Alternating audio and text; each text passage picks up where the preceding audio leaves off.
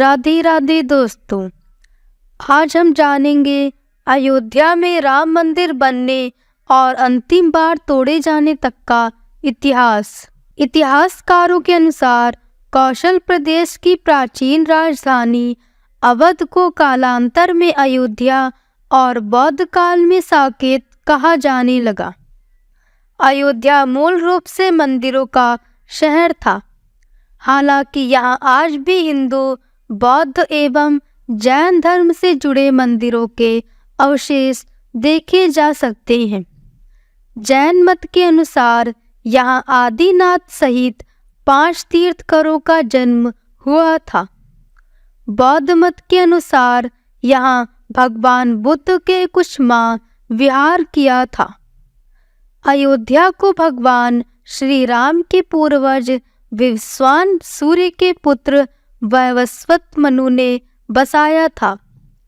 तभी से इस नगरी पर सूर्यवंशी राजाओं का राज महाभारत काल तक रहा। यहीं पर प्रभु श्री राम का दशरथ के महल में जन्म हुआ था। महर्षि वाल्मीकि ने भी रामायण में जन्मभूमि की शोभा एवं महत्ता की तुलना दूसरे इंद्रलोक से की है। धन धान्य व रत्नों से भरी हुई अयोध्या नगरी की अतुलनीय छटा एवं गगनचुंबी इमारतों के अयोध्या नगरी में होने का वर्णन भी वाल्मीकि रामायण में मिलता है। कहते हैं कि भगवान श्री राम के जल समाधि लेने के पश्चात अयोध्या कुछ काल के लिए उजाड़ सी हो गई थी, लेकिन उनकी जन्मभूमि पर बना महल वैसे का वैसा ही था। भगवान श्री राम के पुत्र कुश ने एक बार पुनः राजधानी अयोध्या का पुनर्निर्माण कराया।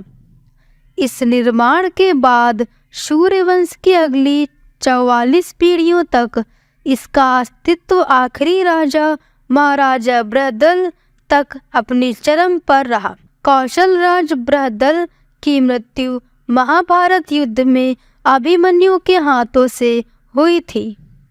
महाभारत के युद्ध के बाद अयोध्या उजड़ सी हो गई, मगर श्री राम जन्मभूमि का अस्तित्व फिर भी बना रहा।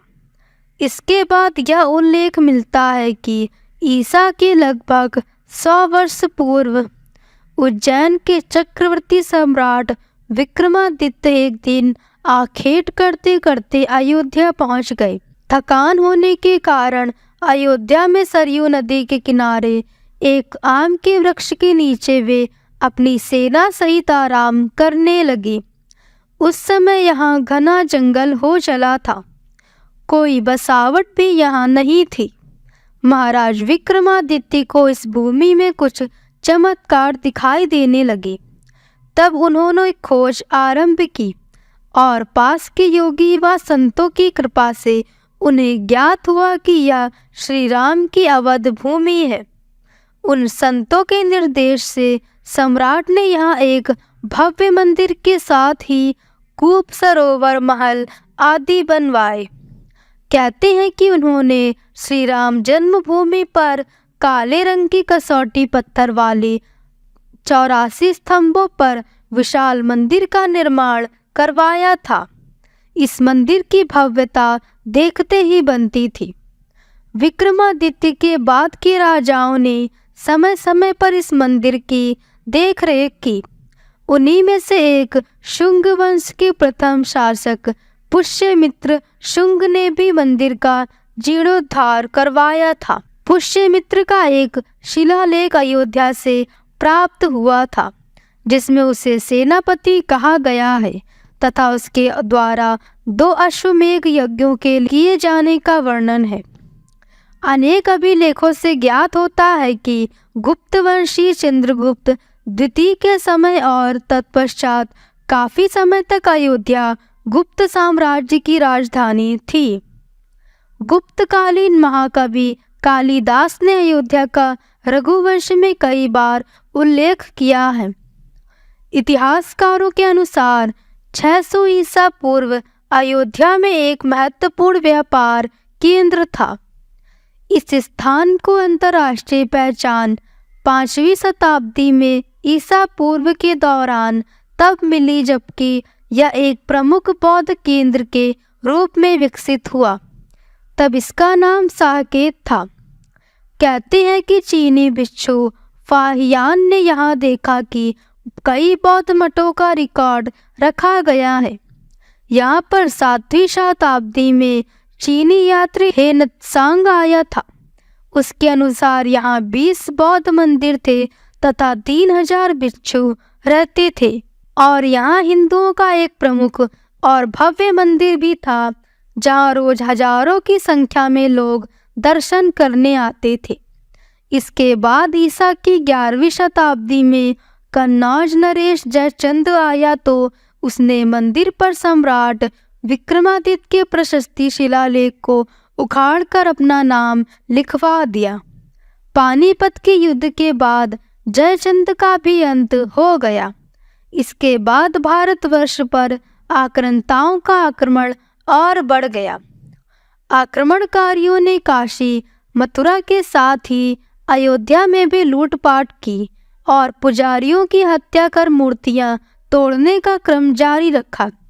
लेकिन 14वीं सदी तक वे अयोध्या में राम मंदिर को तोड़ने में सफल नहीं हो पाए। विभिन्न आक्रमणों के बाद भी सभी झंझावातों को झेलते हुए श्री राम की जन्मभूमि पर बना भव्य मंदिर 14वीं शताब्दी तक बना रहा। कहते हैं कि सिकंदर लोदी के शासनकाल के दौरान यहाँ मंदिर मौजूद था। 14वीं शताब्दी में हिंदुस्तान पर मुगलों का अधिकार हो गया और उसके बाद ही राम जन्मभूमि एवं अयोध्या को नष्ट करने के लिए कई अभियान चलाए गए। अंततः 1527-28 में इस भव्य मंदिर को तोड़ दिया गया और उसकी जगह बाबरी ढांचा खड़ा किया गया। कहते हैं कि मुगल साम्राज्य के संस्थापक बाबर के एक सेनापति ने बिहार अभियान के समय अयोध्या में श्री राम के जन्म स्थान पर स्थित प्राचीन और भव्य मंदिर को तोड़कर एक मस्जिद बनवाई थी जो 1992 तक विद्यमान रही। बाबरनामा के अनुसार 1528 में अयोध्या पड़ाव के दौरान बाबर ने मस्जिद निर्माण का आदेश दिया था। अयोध्या में बनाई गई मस्जिद में खुदे 2 संदेशों से इसका संकेत भी मिलता है। इसमें एक खास तौर से उल्लेखनीय है। इसका सार है, जन्नत तक जिसके न्याय के चर्चे हैं, ऐसे महान शासक बाबर के आदेश पर दयालु मीर बकी ने फरिश्तों की इस जगह को मुकम्मल रूप दिया। हालांकि यह भी कहा जाता है कि अकबर और जहांगीर के शासनकाल में हिंदुओं को यह भूमि एक चबूतरे के रूप में सौंप दी गई थी, लेकिन क्रूर शासक औरंगजेब ने अपने पूर्वज बाबर के सपने को पूरा करते हुए यहाँ भव्य मस्जिद का निर्माण कर उसका नाम बाबरी मस्जिद रख दिया था। तो प्रिय दोस्तों, आशा करते हैं आपको आज की ये राम मंदिर से जुड़ी जानकारी अच्छी लगी होगी। अगर जानकारी अच्छी लगी हो तो वीडियो को लाइक करें और हमारे चैनल को सब्सक्राइब करना ना भूलें और कमेंट में जय श्री राम जरूर लिखें।